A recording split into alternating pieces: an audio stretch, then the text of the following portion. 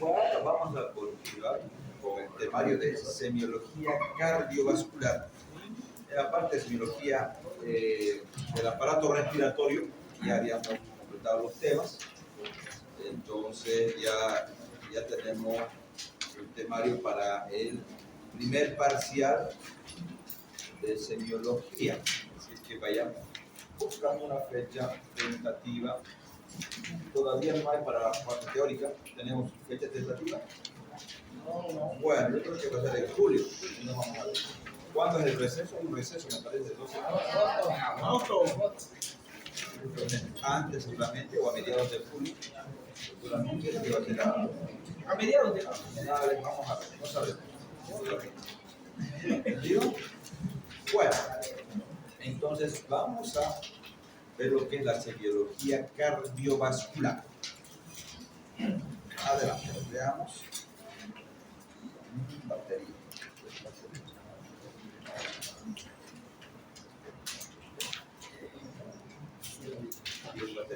Bueno, de todas maneras podemos indicar que la semiología en general es la disciplina que va a tomar en cuenta el estudio de los signos y de los síntomas.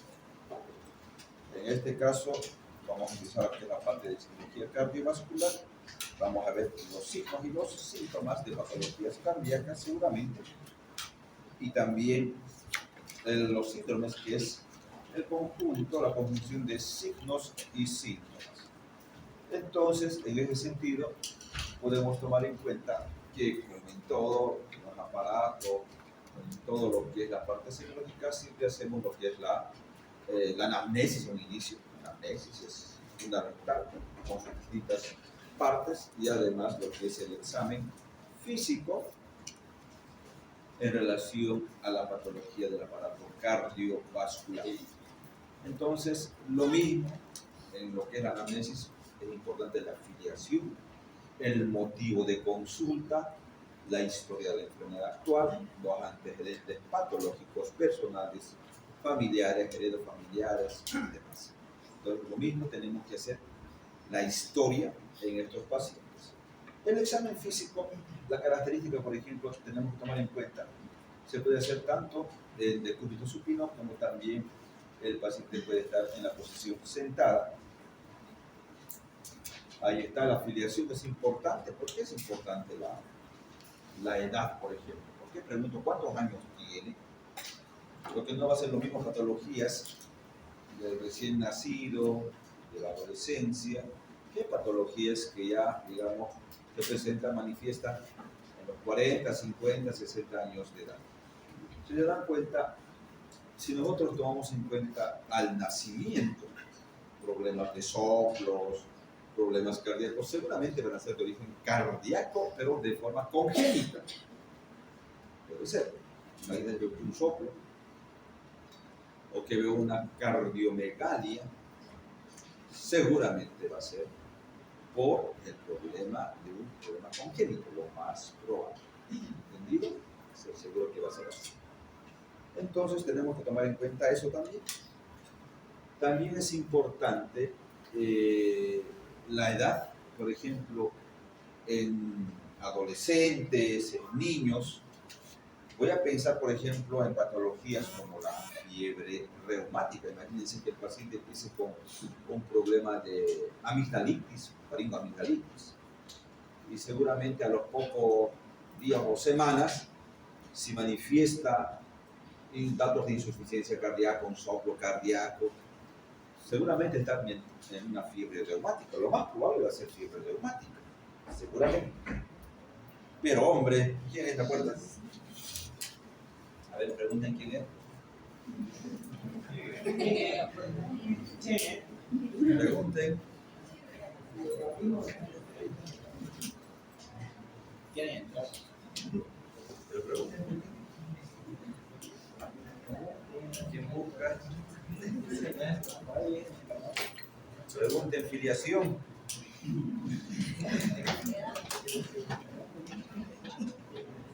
¿Preguntaron o no?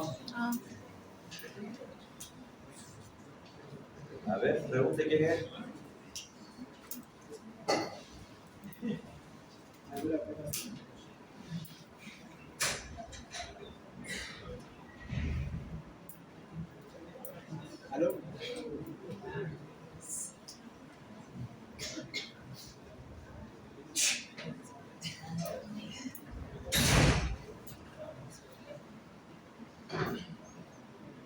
¿Ya estuvo?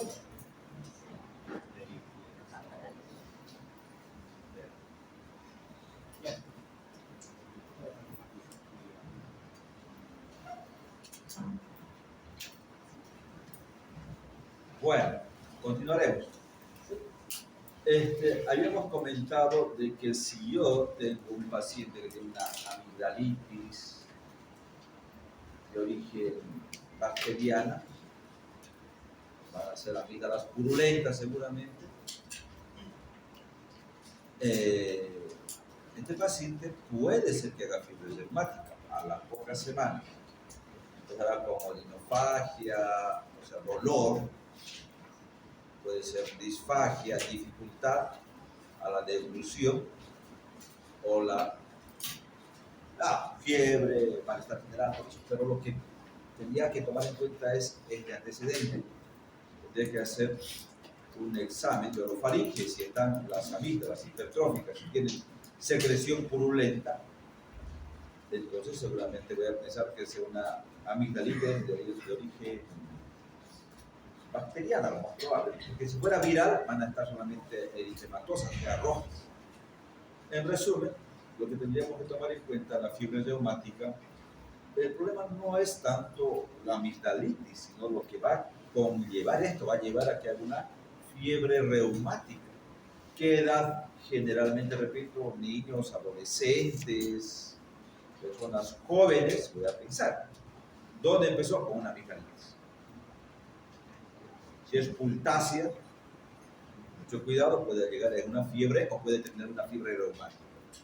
El adagio que decía, por ejemplo, el adagio es bien característico, dice que la fiebre reumática muerde el corazón y lame las articulaciones, dando a entender que deja grandes secuelas en el corazón. Repito, muerde el corazón y lame las articulaciones, decía la David. Dando a entender que va a dejar grandes secuelas en el corazón, estenosis mitral, también puede ser que deje estenosis o insuficiencia mitral, en la aórtica y demás, ¿no? O sea, muchas consecuencias. Claro, también va a haber dolor articular. Y en los criterios, por ejemplo, criterios mayores de Jones, y también hay menores, claro que sí. En los mayores hablaba de carditis, artritis, nódulos subcutáneos, corea de Sydenham, eritema marginado, la nemotecnia cáncer. Yo con esto puedo recordar cuáles son los criterios mayores de Jones en relación a la fiebre reumática. Carditis, el paciente va a tener una inflamación cardíaca, lo que va a conllevar a una insuficiencia cardíaca. Artritis, en este caso poliartritis, nódulos subcutáneos, corea menor de Sydenham, el tema marginado, es lo que el paciente va a referir, va a manifestar, va a tener estos síntomas, signos. ¿Dónde empezó? En una amigdalitis pultácea. El estreptococo beta hemolítico del grupo A de Lansenfield es el responsable de esta patología, la carditis y todo eso. Entonces, la fiebre reumática generalmente se va a dar en países en vías de desarrollo, pues generalmente donde muchas personas no tienen acceso a los centros de salud. Entonces, tenemos que tomar en cuenta eso, por favor. Entonces, tenemos que ver, no todas las amigdalitis van a ser también bacterianas. Algunas solamente van a ser virales, vas a ver que está hipertrofiada, tiene amigdalitis.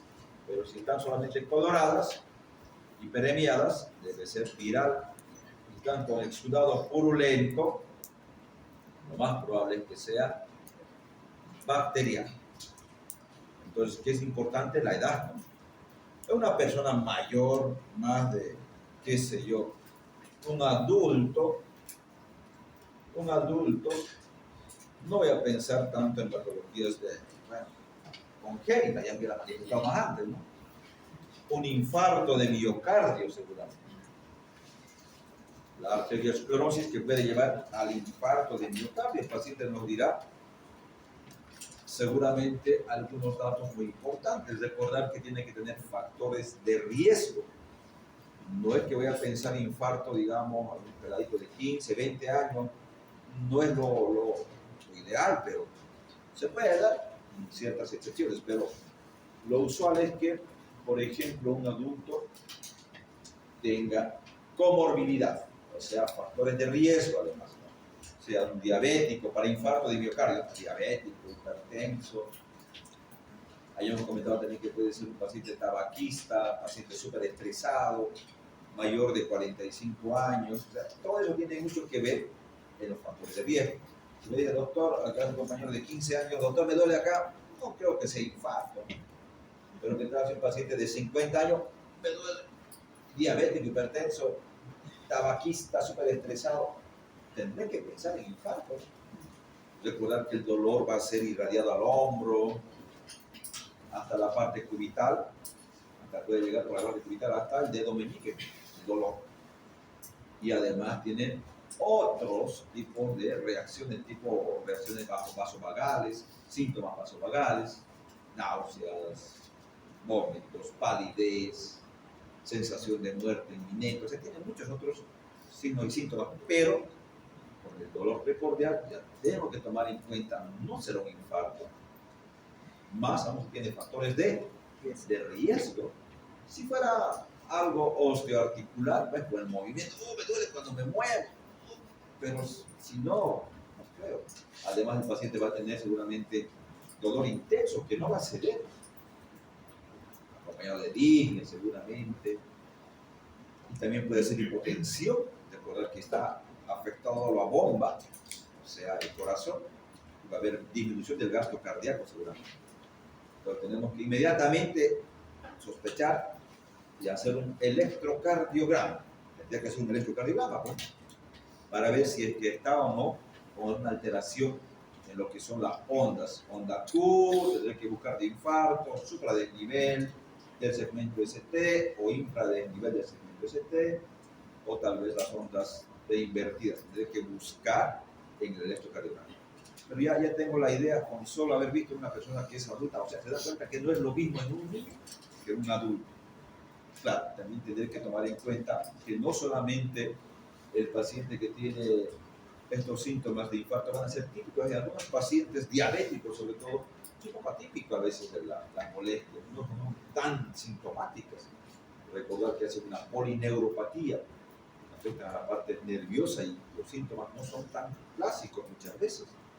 Mucho cuidado en esos pacientes. También tenemos que tomar en cuenta que si tenemos un paciente con infarto de miocardio, tenemos, bueno, la OMS dice que son 3 criterios. Clínica para el diagnóstico, o sea, dolor precordial, factores de riesgo, dolor irradiado al hombro, opresivo, y todo eso, ¿no? Signos y síntomas vasovagales. 2, electrocardiograma. Vale decir que en el electrocardiograma voy a encontrar ondas Q, infra supradesnivel, y la onda T invertida. Tendré que tomar en cuenta. Y la tercera es el criterio laboratorial con las troponinas, la T y la I pueden ser positivas, o la CPK fracción neural, MB, perdón, la creatinfosfoquinasa, fracción MB, recuerden, me sale positiva clínica más electro, ya tengo diagnóstico, o clínica más laboratorios, también tengo el diagnóstico. Se va a decir, necesito de los 3 criterios 2 para llegar al diagnóstico. Y si tengo ya el diagnóstico, tengo que actuar inmediatamente, porque ese paciente si no puede llegar a fallecer. En los diabéticos no es tanta la clínica tan florida, pero también tenemos que tomar en cuenta, en algún tipo de infarto de cara inferior, el dolor no es tanto precordial, sino puede ser en epigastrio el dolor. Y uno puede pensar, me duele mi gastritis, mi úlcera gástrica, puede pensar, tener mucho cuidado cuando es infarto de cara inferior. Entonces tenemos que buscar. Y la arteriosclerosis también es importante tomar en cuenta en pacientes que tienen, bueno, buena edad, toda persona que ya es más de mayor ancianito, todo eso, mucho cuidado con la arteriosclerosis. Tenemos que tomar en cuenta también las dislipemias. ¿Por qué? Porque las dislipemias, recordar que como hay bastante colesterol, triglicéridos en la sangre, pues no, va a tener mayor riesgo de que el paciente se infarte o haga un accidente cerebrovascular, un ACV. Diana pidió 2 de esas, ¿no? Tiene dos acá 2 listas para llenar. 2 años. Ya, está bien. Entonces tenemos que tomar en cuenta eso. Recordar que también estos pacientes que tienen arteriosclerosis son pacientes que tienen dislipemia, se llaman, triglicéridos elevados, colesterol elevado, riesgo de infarto, riesgo de accidentes cerebrovasculares y demás. La dislipemia es la que va a llevar a eso. En relación, el sexo masculino tiene mayor tendencia a hacer este tipo de problemas cardiovasculares en relación a la mujer. La mujer, mayor relación en lo que es valvulopatía mitral, hipertensión arterial postmenopáusica, corazón mixedematoso, pacientes que tienen hipotiroidismo, protección contra la arteriosclerosis, las personas que están todavía en edad fértil, o sea, las damas, ¿no? En cambio, en el hombre, mayor riesgo de lo que son los infartos de miocardio, sobre todo. Ahí está, y también pericarditis agudas benignas. Vamos a ver algo de infarto, los varones se infartan fácilmente. Por cierto, factores de riesgo. Habíamos comentado, me parece más antes, en la anterior clase, hay factores de riesgo modificables y no modificables que podemos trabajar en los pacientes, ¿no? Aquellos no modificables es la edad, porque no podemos volver a una persona más joven. El sexo masculino es otro factor de riesgo que no podemos modificar. Factores hereditarios también. Pero los otros, por ejemplo, que son factores que podemos modificar, por ejemplo, uno, sedentarismo. Te dicen que vaya a hacer deporte, que camine. Tabaquismo, que deje de fumar. Diabetes, se controla con hipoglucemiantes orales, insulina. Pacientes con dislipemia, colesterol triglicéridos alto que da hipolipemiantes, ¿no? Atorvastatina clásica. ¿Qué más? Pacientes que tienen, por ejemplo, estrés, súper estresado. O sea, se pueden modificar ciertos tipos de factores, pero hay otros que no pueden modificar.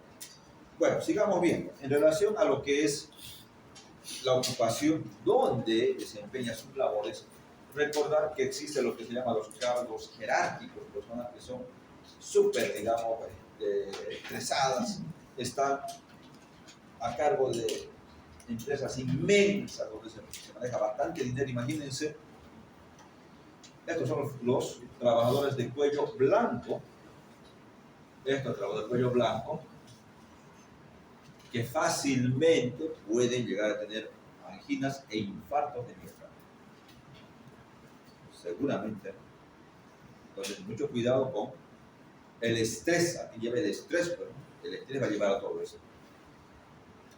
También, otro tipo de ocupaciones, como por ejemplo acá, los que son mineros, pero ¿qué tendrán que ver los mineros?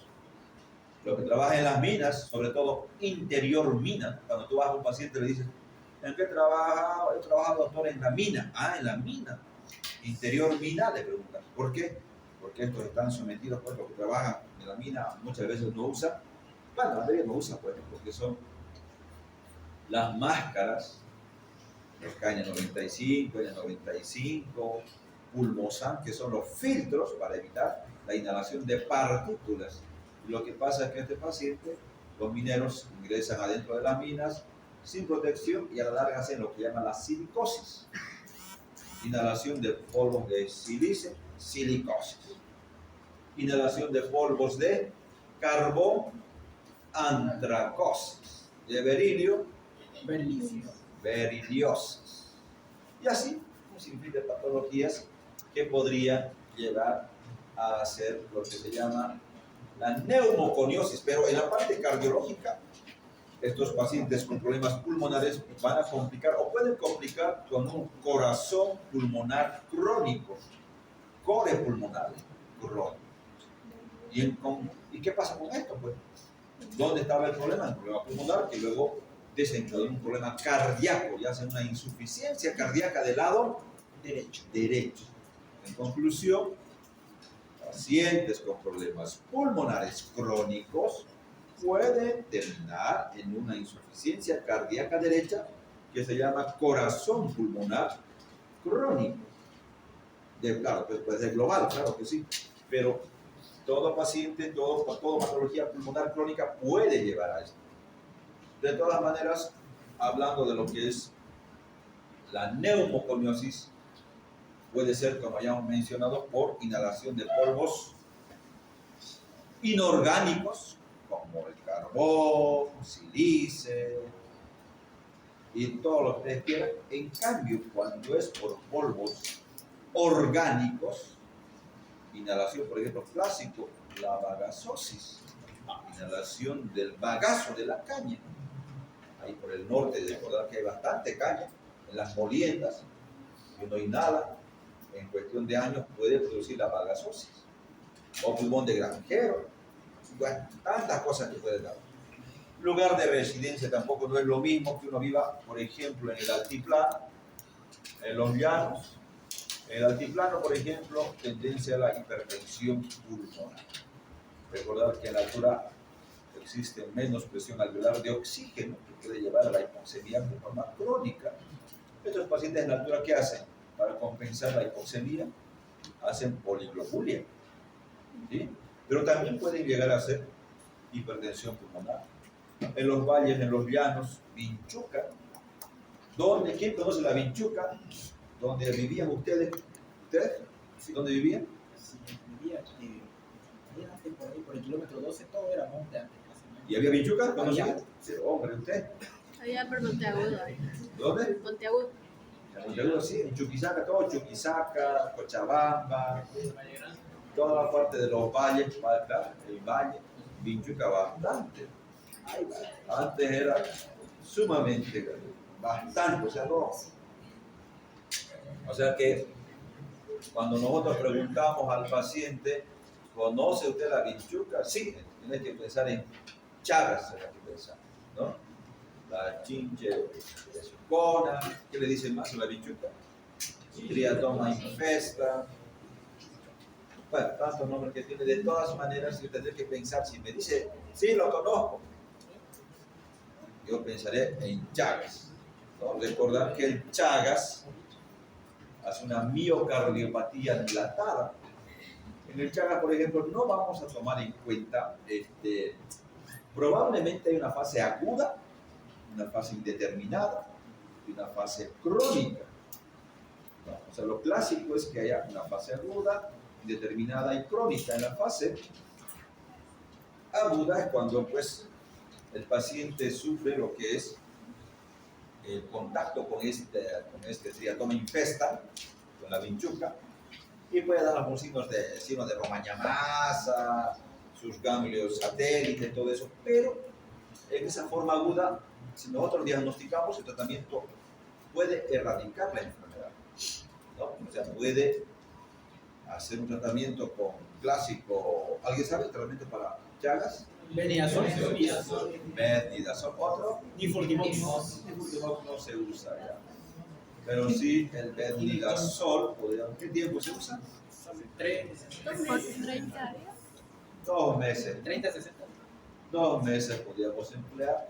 Y por ejemplo, donde había bastante Chagas, en los valles, Saca, toda esa parte, se han hecho grandes campañas para tratar de erradicar, mejorar primero las condiciones de vida, sobre todo en lo que es la residencia, o sea, en las habitaciones, donde se mete esta vinchuca, pues, Cuando no está, por ejemplo, las paredes tienen que estar revocadas, pues, porque se meten después ahí, debajo de los cuadros, o fuera de la... O sea, tenemos que mejorar la vivienda, y muchas veces en el área rural no tenía pues esas condiciones. De todas maneras, ha habido bastantes mejorías.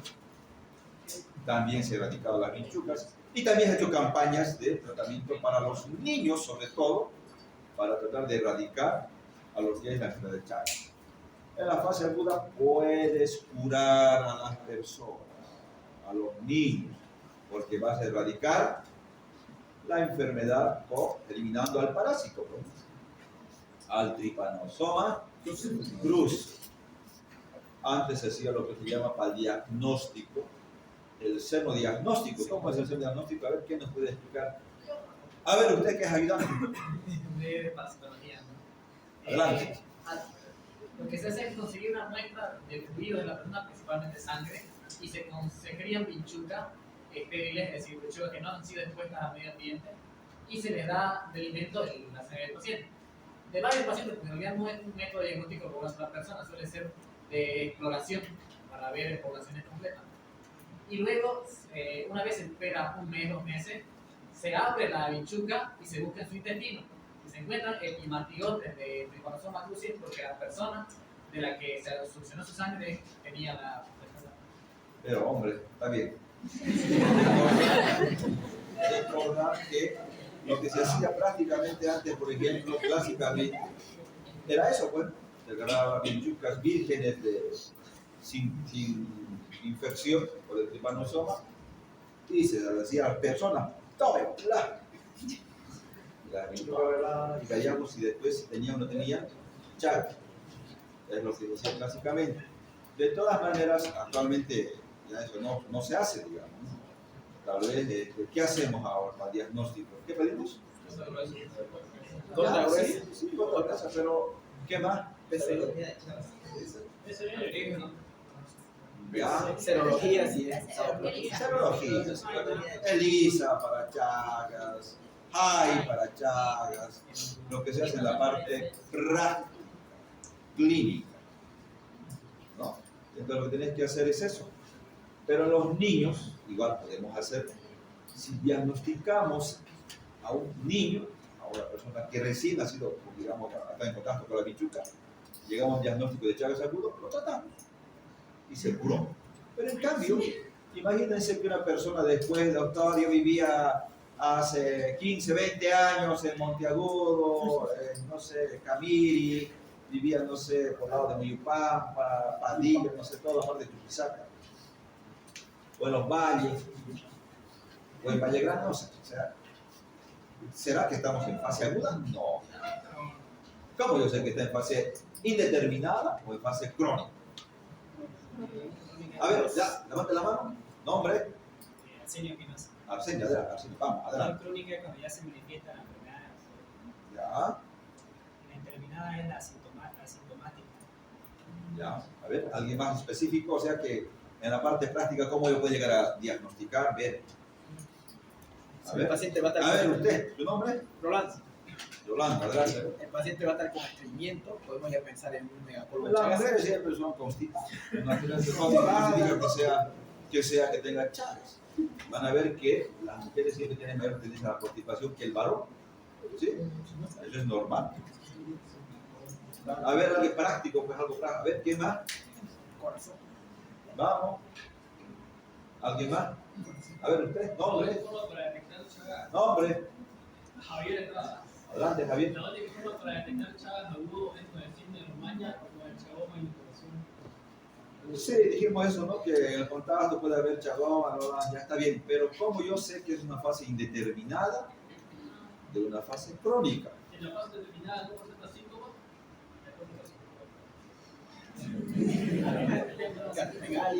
Te recuerdo que al subir hasta el quinto piso casi saco mi lengua, pero no es posible que tengo Chagas.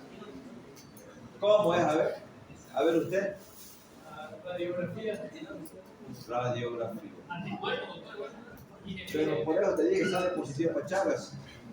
Positivo para Chagas, hay ELISA. Pero ¿cómo sé que está indeterminado? ¿Y cómo sé que está en fase crónica? Síntomas, ya, pues los síntomas, sí, tiene doctor mayordinia, está edemactizado, ya, pero ¿cómo? Por el tiempo de aparición de los síntomas. ¿No? Por el tiempo de aparición de los síntomas. Puede estar, te digo, que los pacientes 20, 30 años después de que han estado en contacto con la bichuca pueden tener síntomas, sí, pero a ver, ¿alguien más? Bueno, en conclusión, tendríamos que tomar nosotros en cuenta de que, bueno, la fase aguda no hay duda, o sea, uno lo trata y bueno, se radica la enfermedad, pero en la fase determinada no sabes si lo vas a tratar al paciente o no. Primeramente hará una serología, positivo para Chagas, tiene Chagas, pero ¿lo tratas o no lo tratas?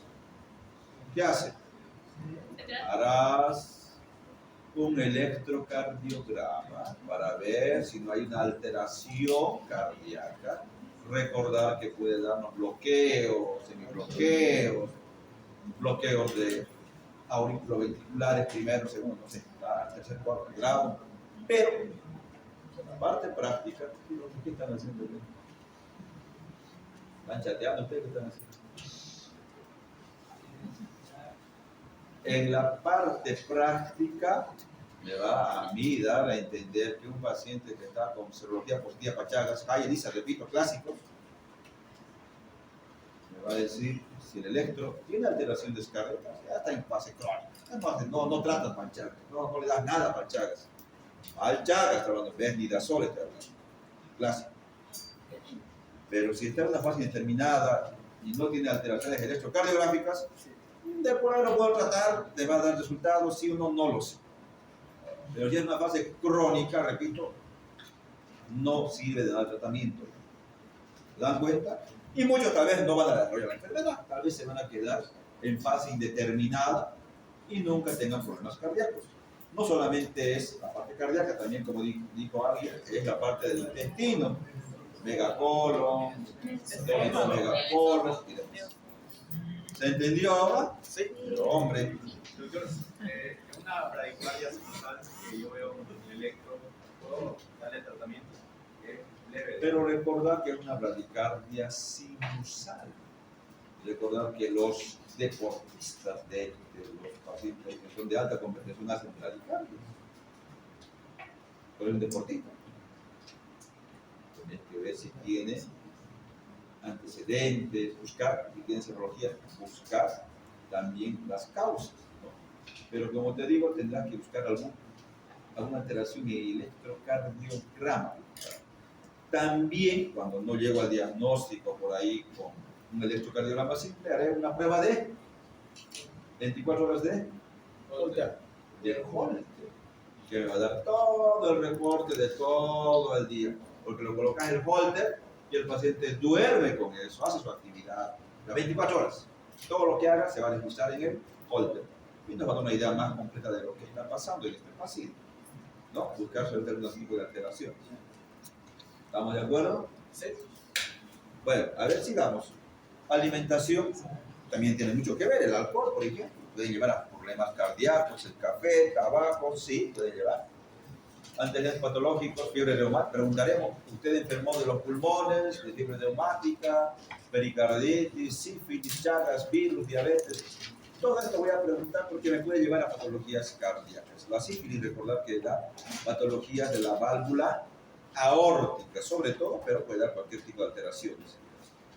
Historias de enfermedad actual, agudo, por ahí podemos preguntar si tiene un infarto agudo, postraumático, etc. Preguntar, esto es anamnesis, preguntar en relación a todos los signos y síntomas que pudo haber tenido el paciente. En relación a los síntomas, tenemos que tomar en cuenta lo que es la disnea. Lo hemos visto en neumología. ¿Qué es la disnea? Sensación subjetiva de falta de aire. No solamente muchos dicen que tiene, es la falta de aire, no, es la parte subjetiva. Esto es un síntoma, no es un síntoma. Es un síntoma, porque solo el paciente puede saber, doctor, me falta el aire, pero no sé si le falta el aire o no. Solo el paciente lo sabe, por llamar sensación subjetiva de falta de aire. En la parte de cardiología, la disnea es diferente la clasificación en relación a la cardíaca de la respiratoria. La respiratoria, por ejemplo, hemos visto la disnea de acuerdo a la escala de la MRC. Grado 1, 2, 3, 4, generalmente es cuántos metros el paciente puede caminar. ¿Se acuerda? De la MRC, grado 1, cuando el paciente en una cuesta, una subida, 2 pisos y grado 1, grado 2, generalmente 2 personas, ponemos a caminar de la misma edad y la que tiene disnea se va quedando. Grado 3 en 100 metros, terreno plano, hay disnea, y grado 4 de reposo. En cambio, en la parte cardíaca no es así. Vamos a ver, claro, la disnea se puede deber a una alteración o un fallo del ventrículo izquierdo. Animamos la clasificación es de acuerdo a eso a pequeños esfuerzos, medianos o grandes esfuerzos, ¿no? A grandes esfuerzos, medianos esfuerzos, de pequeños esfuerzos y de reposo, ¿no? Es diferente, ¿no? La disnea de origen cardíaca o respiratorio. También es importante tomar en cuenta que tenemos que ver si es la disnea con el esfuerzo o disnea de reposo. Puede ser continua o paroxística, como en el edema agudo de pulmón. Recordar que estos pacientes pueden tener la disnea al caminar o estar en reposo. Vamos a ver la clasificación de acuerdo a eso. A ver, vayamos avanzando. Disnea de origen respiratorio puede ser psicógena o de origen cardíaco. Pero ¿cómo diferenciamos la respiratoria? Generalmente, estos pacientes tienen antecedentes de problemas respiratorios, asma, no sé, fibrosis pulmonares, EPOC, algún problema tendrá que tener de origen pulmonar, ¿no? Además de tos con expectoración, puede ser progresiva, pero que generalmente yo puedo ocultar sibilancia, será, y toleran mejor el decúbito. Tú lo recuestas al paciente, no están tan disnecos cuando los recuestas. O sea, toleran estar en decúbito supino. En cambio, el de origen cardíaco, tú lo recuestas y el paciente se sienta porque tiene ortopnea. No tolera estar recostado. Por la gran congestión que tiene. Además, la irrigación yugular, edema en miembros inferiores, la disnea de origen cardíaco. La respiratoria no hay edema, no hay infección yugular, va a tener sibilancia, tos con expectoración seguramente. En cambio, la de origen psicógena aparece frente a diferentes esfuerzos, ¿sí? Sean leves, moderados, los esfuerzos, igual tiene disnea, no es progresiva, en cambio las otras sí puede ir progresando lentamente. No cumple con las consignas de a mayor ejercicio, mayor disnea. O sea, haga más ejercicio, menos ejercicio, igual se sienten con disnea. Ortopnea, recordar, es la disnea que se manifiesta en decúbito. Tienen que hacer esto un video, a lo que me acuerdo. Si tú lo recostás al paciente, lo que tienen que simular es que sentado está nomás, aparentemente sin gran disnea, lo recuesta y empieza a hacer disnea y tiene que sentarse. Entonces la ortopnea es la disnea en decúbito, ¿no? Y estos pacientes hacen muchas veces hasta el signo de la almohada. Miren, ahí se puede ver el paciente. Le preguntas al paciente, ¿usted duerme con almohada, sin almohada, con cabecera, sin cabecera? Doctor, duermo siempre con 2 o 3 cabeceras, con 2 o 3 almohadas, porque si no, me falta el aire. Ah, este paciente debe ser cardíaco, ya te das cuenta, porque está refiriendo que duerme con bastantes almohadas, ¿no? Signo de la almohada, ahí se puede ver justamente. Disnea paroxística nocturna, los pacientes cardíacos de igual forma, cuando están durmiendo en la noche bien felices, de repente se paran y pueden correr hasta la ventana y abrir las ventanas, teniendo en cuenta de que este paciente tiene disnea. Pacientes cardiópatas pueden hacerlo. ¿Pero y por qué? Recordar que el paciente puede tener edemas en miembros inferiores. Cuando se recuesta, duerme, estos edemas se pueden redistribuir y por ende aumenta lo que es todo lo que es la bulimia y puede darnos este tipo de insuficiencia cardíaca. Recordar que la disnea paroxística nocturna también es un criterio mayor de lo que es la insuficiencia cardíaca en los criterios de Framingham, por ejemplo. Entonces, la disnea paroxística nocturna pregunta: ¿usted alguna vez se levantó de noche que le faltaba el aire? Sí, doctor, varias veces. No puedo, estoy durmiendo y de repente me tengo que sentar o correr a la ventana porque me falta el aire. Haciendo entonces disnea paroxística nocturna el paciente. Esto ya hemos visto en relación, igual en la parte respiratoria. Igual tienen que hacer el video, platifnia. ¿Ya están tomando el video todo? Ya hicimos lo ¿Ya están haciendo? de poco haciendo. Vamos a revisar. Platifnea. Cuando vayamos al hospital les voy a preguntar todo esto, no se olviden. Platifnea es la disnea, pero cuando el paciente se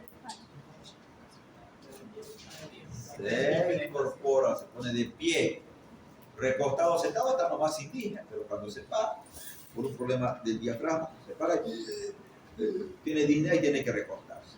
Trepofnia, disnea de cúbito lateral. Y la ortodesoxia es la disminución de la presión de oxígeno al incorporarse de más de 10 milímetros de mercurio. Entonces, desaturado. Ahí está.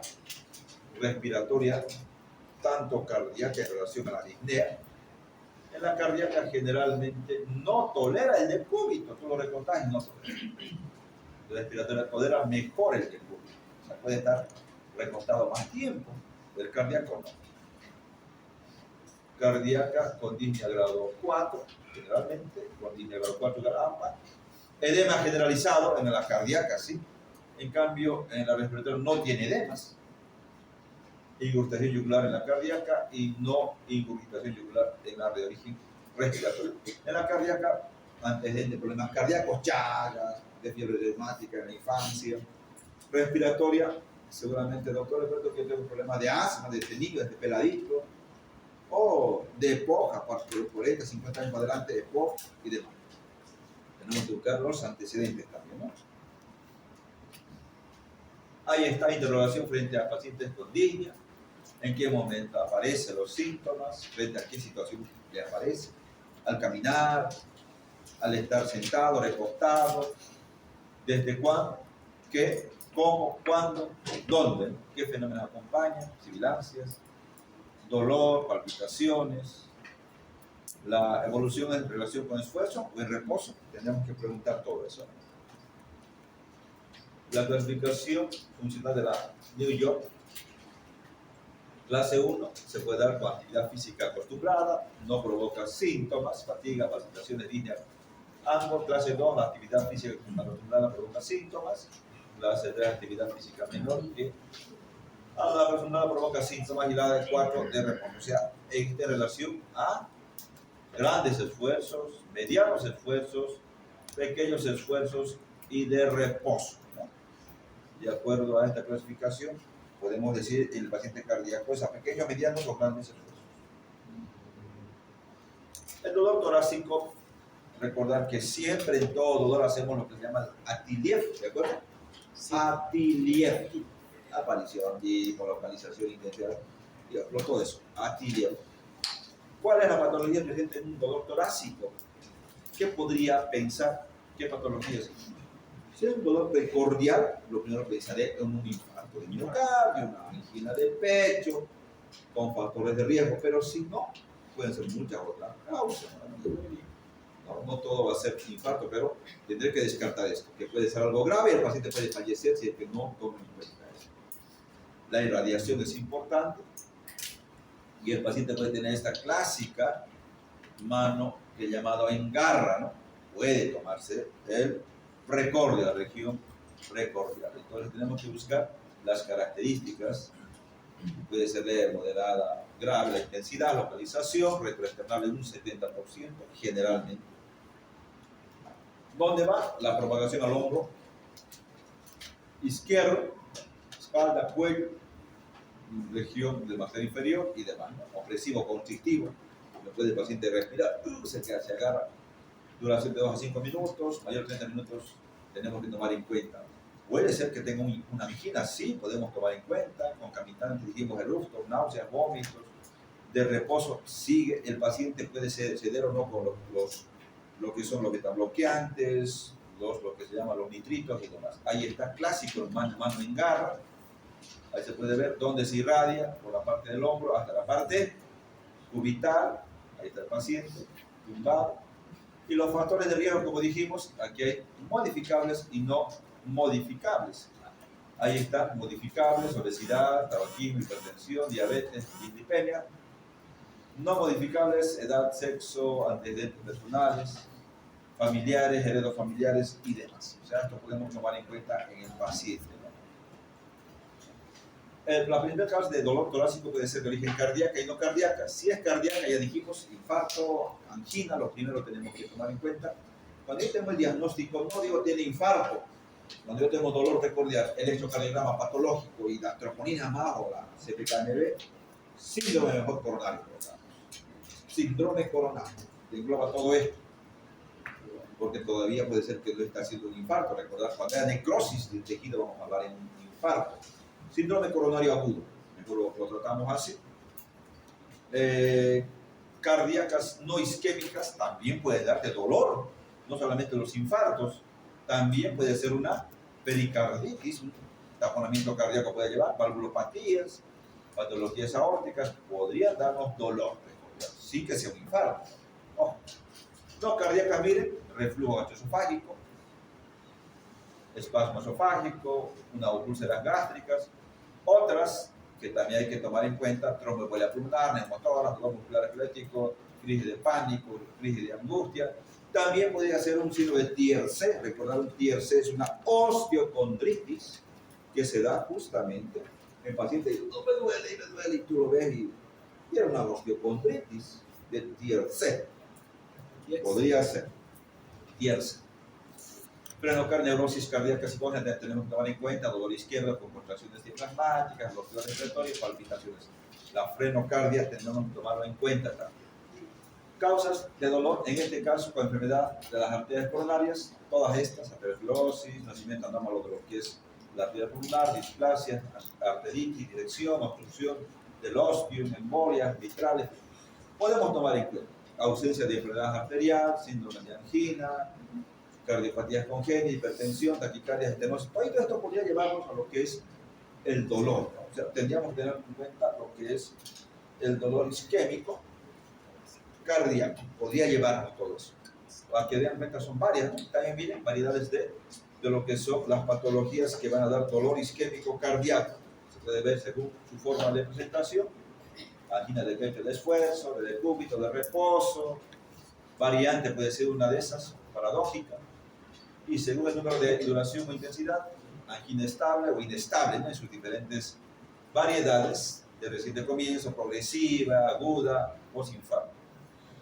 O también puede ser infarto de miocardio con onda Q o sin onda Q de necrosis.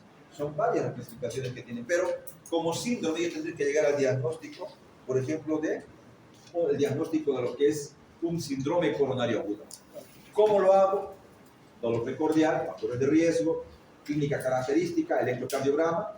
Si tengo sospecha de que este paciente es un infarto, no está claro en el electrocardiograma, inmediatamente troponinas y además la fracción MB del CPK por ejemplo. Bueno, vamos a quedar acá, vamos a tomar lista. La lista, por favor, no se olviden. La lista.